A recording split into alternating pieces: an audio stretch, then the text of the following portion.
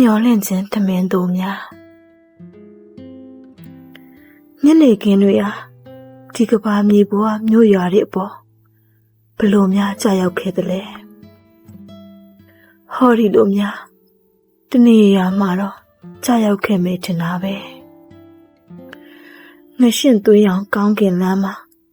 ငားမွေးရောင်ပေါင်းပြီးမြင်းချေရောင်ဖနန်းတိမ်သားရောင်ဆုံးရှက်အင်းကြီးအကောင်းဝေးလို့ညနေခင်းကလေငင်းခံထွက်နေတယ်အဲ့ဒီမှာလေငင်းအားလဲနှင်းစီခင်းတွေတဲ့လူးလိမ့်လာခဲ့လို့နှင်းစီနန့်တွေနဲ့ကိုလက်နှီးနှောခဲ့လို့မို့ညနေခင်းကမွေးပြီးနေပါလိမ့်မယ်ဒါမှမဟုတ်ရင်လဲဖန်ကလတ်ထဲမှာဝိုင်ပလင်းထဲမှာညနေခင်းကတကိုယ်လုံးစင်းစိမ်ပြီးစီးစိမ်ရှစ်မူးပျော်ပါနေတာလေကဘာမြေတနေရာမှာမြို့တစ်မြို့မှာရှိတန်ကောင်းရဲ့လေဒီမှာဟောဒီမှာရှန်ကုန်အစုံငမိုးရိပ်ချောင်းစနာထားပါလေကွင်းတွေဝင်းရံထားလို့မို့လေကွင်းတွေနဲ့ရှန်ကုန်မှာပေါ့ခုနှစ်ပေဆယ်ပေအခန်းတစ်ခုထဲမှာညနေခင်းဟာစာလောင်ခြင်းတည်ရတက်ပြီးညနေခင်းဟာလူသားဆန့်ခြင်းနေရှာပါတယ်ဒီအခန်းမှာညနေခင်းမှာဝမ်းစာသင်္ဘောဟာလည်းစိုက်ကမလာခဲ့သေးပါဘူးဒီမှာတော့ညနေခင်းဟာအထိအခိုက်အကျအဆုံးများစွာနဲ့သူစင်းရဲတာဖြစ်ခဲ့ရှာရဲ့ဒီညနေခင်းအလင်းဝတ်အားပိမ့်ပိမ့်မှာနှုတ်တိုက်နေတဲ့ခလေးမအေးအသက်ငယ်ငယ်အရွယ်အိုအို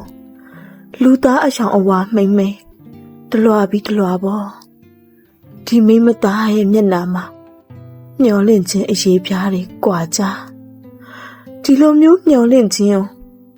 ညနေခင်းကိုစောင့်မျှော်ခြင်းကိုစာလောင်ခြင်းကိုဘဝကိုမျိုးမျိုးချခဲ့ရလုံးလုံး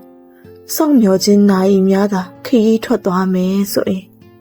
အခုလောက်ဆိုနယူးယောက်မြို့ကိုရောက်လောက်ပြီလို့ဒီလိုမျိုးတွေးမိလေသလားတားတယ်မအေးအဖွားအုံမလေးလမ်းမမြော်သူ့မျက်နှာကိုခါရမ်းလိုက်တာသူ့ကလေးတွေကိုလှမ်းကြည့်မိရဲ့အခန်းတော့ဖြာချမ်းဆုပ်ဆုပ်မှာဖျားနာနေတဲ့ကလေး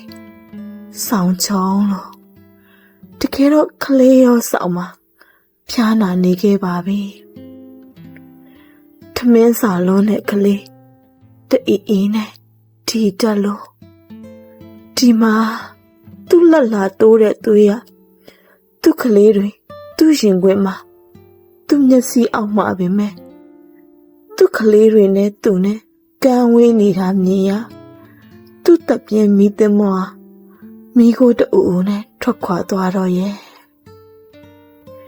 ဒီမှာသူ့အသက်ရှင်ခြင်းအပေါ်ခိတ်ရိုက်ထားတဲ့တန်ချစ်စူးချိုးနှုတ်ဖို့လှုပ်လိုက်တော့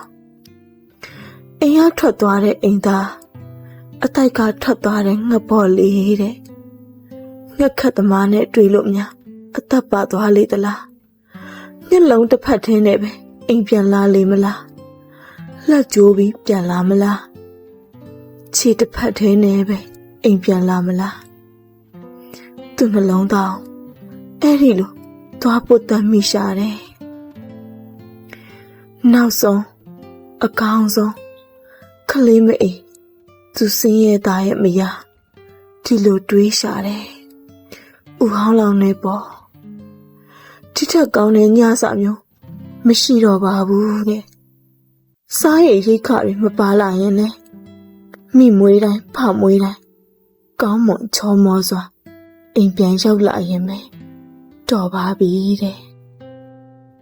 ဒီလိုနဲ့မျောလင့်ခြင်းဟာထမင်းအတိုးများတာဖြစ်ခဲ့တယ်ဒီထမင်းအတိုးများပဲချင်ချင်းပြင်းစွာဖြစ်မိပါတဲ့အဆွေခင်ပွန်းကောင်ညနေရဲ့